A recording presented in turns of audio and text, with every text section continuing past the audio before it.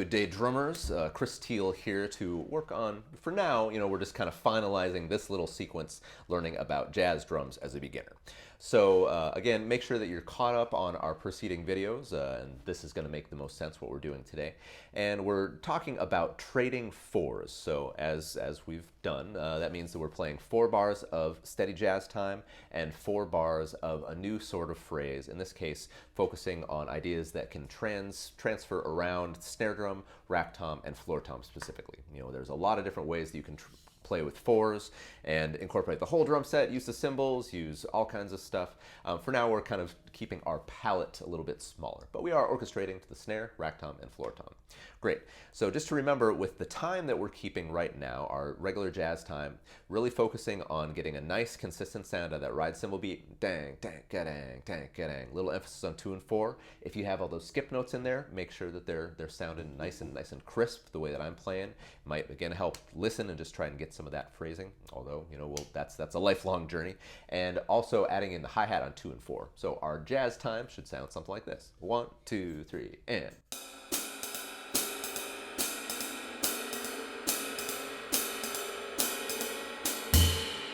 And if you're comfortable with that, feel free to add in some of those comping rhythms that we were doing before. Remember, we had those accompaniment patterns that we're playing on the snare drum.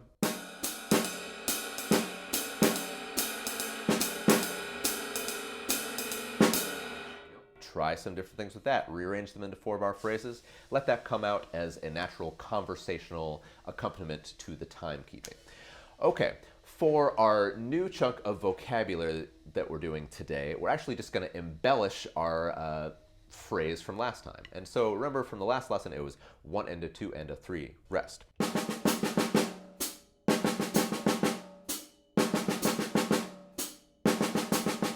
We took that and moved that around the drums. So something that is very common in jazz playing is to get in the habit of starting your ideas not only on beat 1 of a phrase.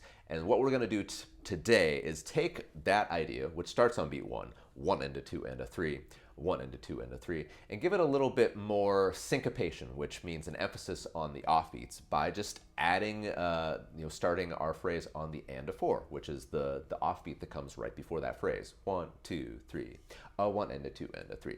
Ba-da-ba-da-ba-ba-ba-ba. So listen to what it sounds like. It should sound very familiar, but with just one added note on the snare drum. And in this case, I'm going to think about starting on my left hand. Left, right, ba-da-ba-ba-da-ba. Left, right, left, right, left, right, left, right. Okay, check it out. I'm just going to loop it a little bit. And then if you're comfortable, try to play along with me. 1, 2, 3.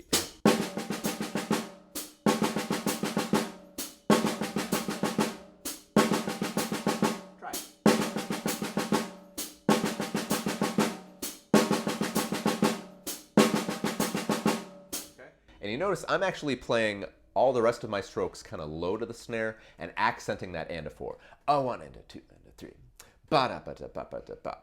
Ba-da-ba-da-ba-ba. You can sing it to get a sense of the way that we want that phrase to sound. But let's try that and see if you can accent that first note, which on the and a 3. Keep the rest of them nice and low to the snare. Let's do that. 1, 2, 3, and.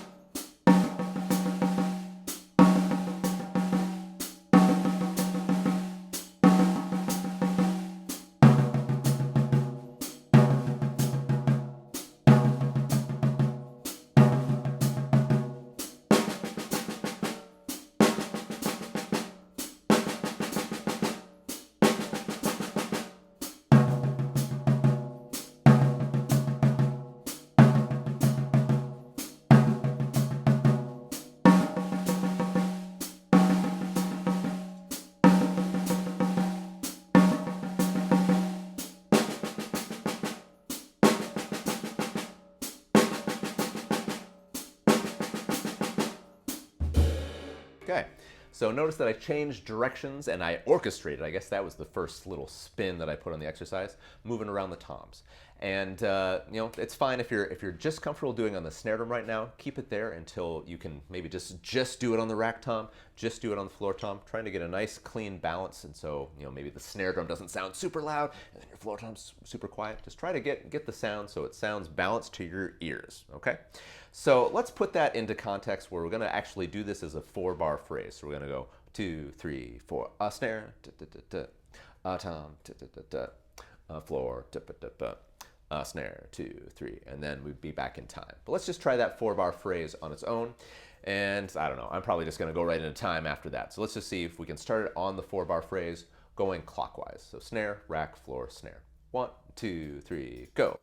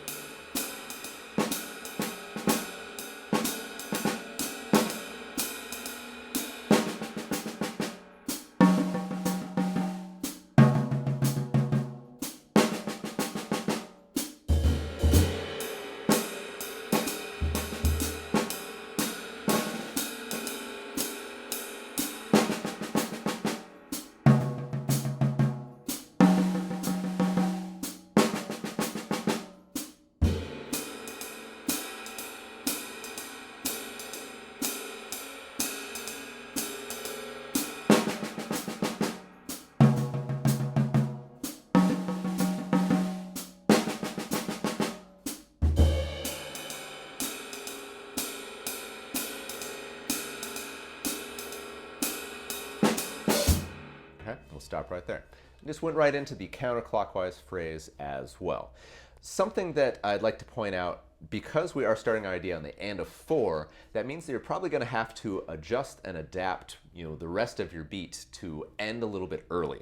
And so that might just mean that you leave out a regular skip note. 1, 2, 3, 4. Maybe just to let that speak on its own. 1, 2, 3. So in that case, I'm not doing to get that over, I'm just playing 1.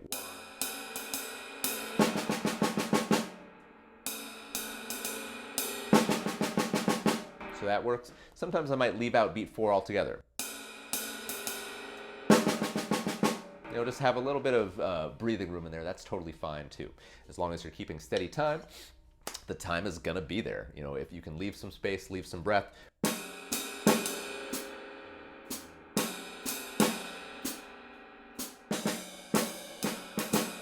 In fact, that might be a new way to trade up your 4s a little bit. Do just regular time, but leave space.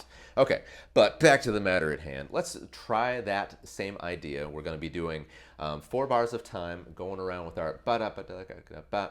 We're going to go clockwise, then we're going to go counterclockwise. So first 4 bars clockwise, second 4 bars of the trades counterclockwise. Now we're going to go a little faster. Here we go. 1, 2, a 1, time first, and...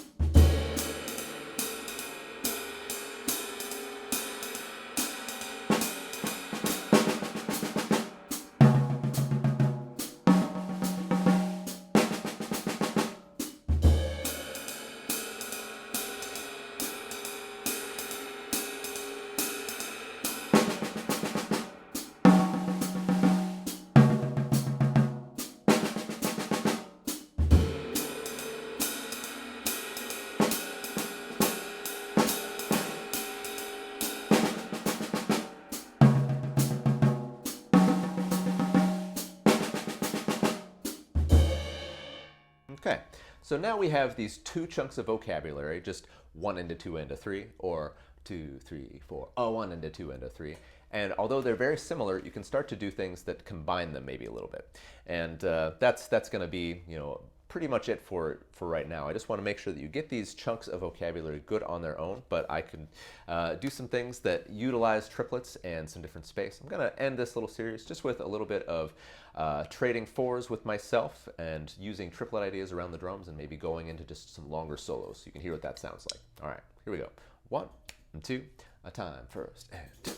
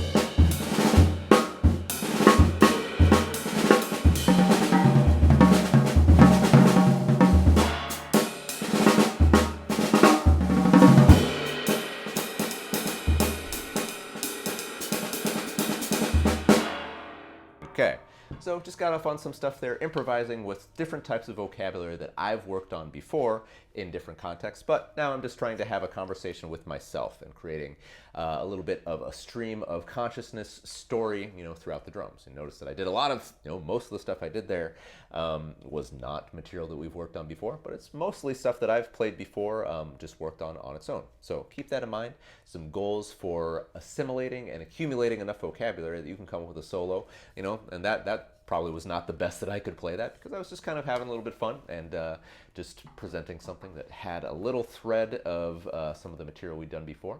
But it's always just kind of putting sound out there, trying stuff out, and knowing you can try some more stuff next time. It's all about trying stuff out and having fun. All right. So I hope you enjoyed this series. We're certainly going to build on some more of this as well, and make sure, if you haven't already, subscribe to the Institute for Creative Music channel. There's a lot of other material on here for learning about jazz in particular. So look forward to seeing you in some future videos. Happy practicing.